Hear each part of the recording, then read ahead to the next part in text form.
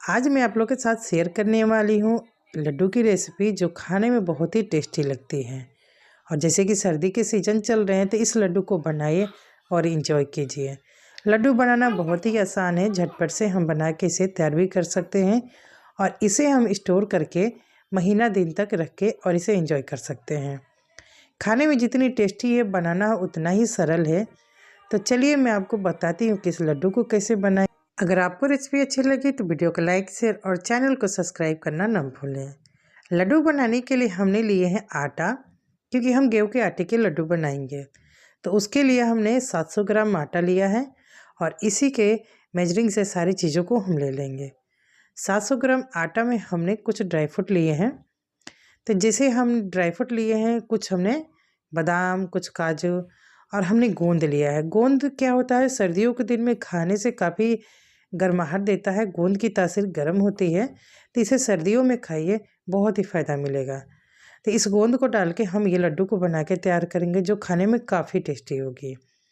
उसी के साथ हमने ड्राई फ्रूट में बादाम, काजू, किशमिश और नारियल का भूरा लिया है और इसको बनाने के लिए हमने घी लिया है। और लड्डू को मीठा करने के लिए ये हमने 500 ग्राम चीनी लिया है। चीनी को आप पीस के भी डाल सकते हैं, इसका पाउडर बना के भी डाल सकते हैं, या फिर जो भूरा मिलते हैं चीनी का उसका भी आप डाल सकते हैं। एक कढ़ाई को हमने गैस पे रखा है गर्म होने के लिए और इसमें हम 2 चम्मच घी डाल देते हैं।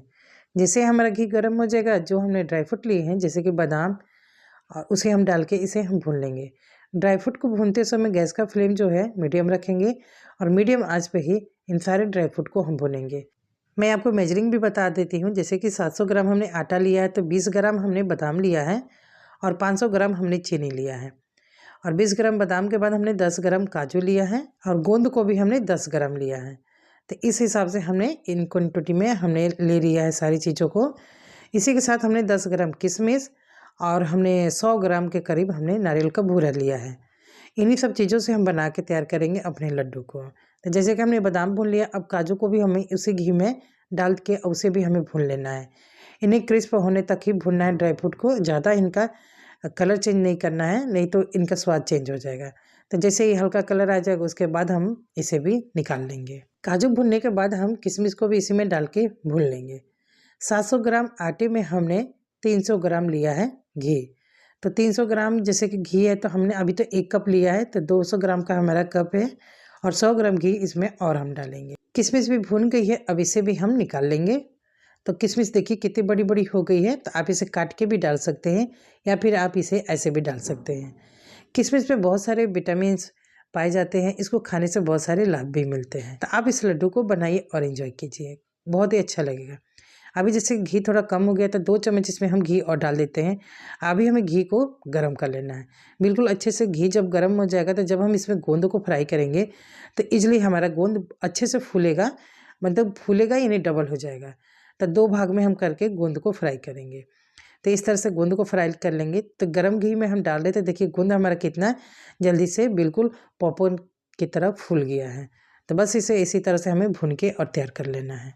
गोंद को भूनने के बाद जितने घी बचेंगे उसमें हम नारियल का भूरा डाल देते हैं और उसे हम भून लेंगे। यानी इसका कलर हमें नहीं चेंज करना है, बस हल्का ही इन्हें भुनना है। और जैसे कि नारियल में अपना नेचुरल तेल होता है तो बहुत ही अच्छी इसकी खुशबू आती है और इसके भी अपने अलग ही गुण हैं। यानी नारियल को खाने से बाल तो हेल्दी होते ही हैं और साथ में बहुत सारे फ़ायदे मिल जाते हैं। तो इस तरह से नारियल को भूरा को भी हम भून के और इसे भी एक बर्तन में हम निकाल लेते हैं। काफ़ी टेस्टी सा लड्डू बन के इसको डालने से तैयार होता है। तो बस इसे हमने भून लिया, अब आटे को भूनेंगे। तो इसे हम निकाल लेते हैं। कढ़ाई में हम डाल देते हैं 2 से 3 चम्मच घी और इसको हम गरम करेंगे और इसमें हम आटे को डाल देते हैं। तो कभी भी हमें आटे भूनने होते हैं तो बिल्कुल स्लो आंच पे ही आटे को भूनेंगे। और जैसे कि हमने 700 ग्राम आटा लिया है तो उसे हम 2 भाग में करके भूनेंगे। तो हमने 700 ग्राम आटे को 2 बार करके भुनना है। तो इस तरह से हमने आधे आटे को डाल दिया है और इसे हमें मीडियम आंच पे ही भुनना है। जब तक इसमें हल्का गुलाबी कलर ना आए, बहुत अच्छी से खुशबू ना आए, तब तक हमें इसे भुनना है। 1 चम्मच और हम इसमें डाल दिए हैं घी और इसे भी हम मिला लेते हैं। और पहले से काफ़ी हमारा कलर आ गया है आटे में, देख सकते हैं, यानी हल्का हल्का ये होने लगा है। तो थोड़ा और इसे गुलाबी कर लेंगे, यानी हल्का डार्क हो जाएगा, उसके बाद हम आटे को निकाल लेंगे। तो बहुत जल्दी ही आटा भी भुन जाता है। और इसे भुनने के लिए हमें ज़्यादा टाइम नहीं लगता है, 2 से 3 मिनट में आटे को हम भुन के तैयार कर लेते हैं।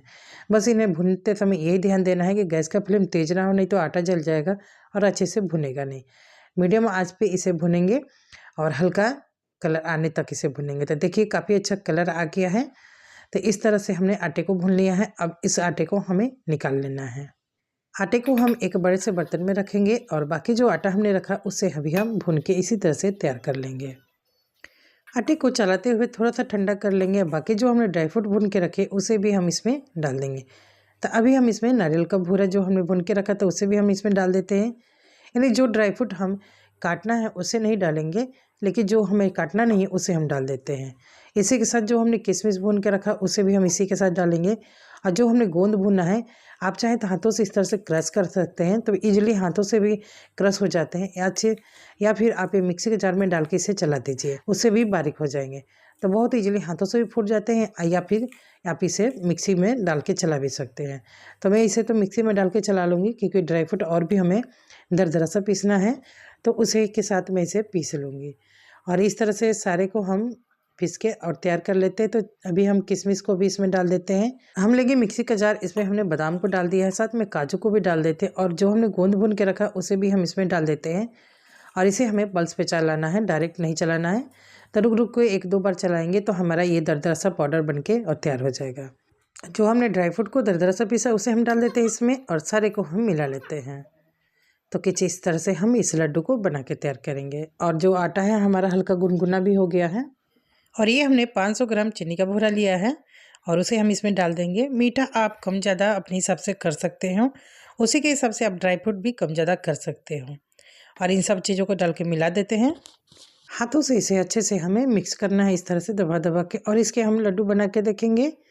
अगर हमारा लड्डू बन जाए तो ठीक है, नहीं तो इसमें थोड़ा सा और हम घी डालेंगे। तो जैसे हमने 200 ग्राम अभी घी डाला है, 100 ग्राम और घी हम इसमें डालेंगे, तो जिससे हमारा लड्डू परफेक्ट बन के तैयार हो जाएगा। और घी को हमने इसमें गर्म करके डाला है। तो जब भी लड्डू में घी डालना है तो गर्म करके ही डालें और अच्छे से इसे मिला लें। घी डालने के बाद इसे हमें हाथों से मिलाएंगे, और मिलाने के बाद हम इस तरह से इसके गोल गोल लड्डू बना के तैयार करेंगे। तो देखिए इजली हमारा अब लड्डू बनने तैयार हो गया है। और इस तरह से हम ढेर सारे लड्डू को बना के और तैयार कर लेंगे। एक हाथ से नहीं तो आप दोनों हाथों से भी लड्डू बना के तैयार कर सकते हैं, और बहुत अच्छे से ये लड्डू बन जाते हैं। जितना आप इसे गोल गोल करते जाओगे उतने जो हमारे हाथों की गर्माहट से जो हमने घी इसमें डाला है वो पिघलने लगती है, जिससे हमारा जो लड्डू के कलर है चिकने होने लगते हैं और थोड़ा से घी घी जैसा दिखने लगते हैं। और इतने सारे हमने लड्डू बना के तैयार किए हैं, आप इसे स्टोर करके रखिए। आई होप कि आज की लड्डू की रेसिपी आपको बहुत पसंद आई हो, तो हमें कमेंट करके ज़रूर बताएं। मैं आपको तोड़ के भी दिखा रही हूँ कि लड्डू हमारे कितने अच्छे बने हैं। मिलते हैं नेक्स्ट वीडियो में। जय हिंद, जय भारत।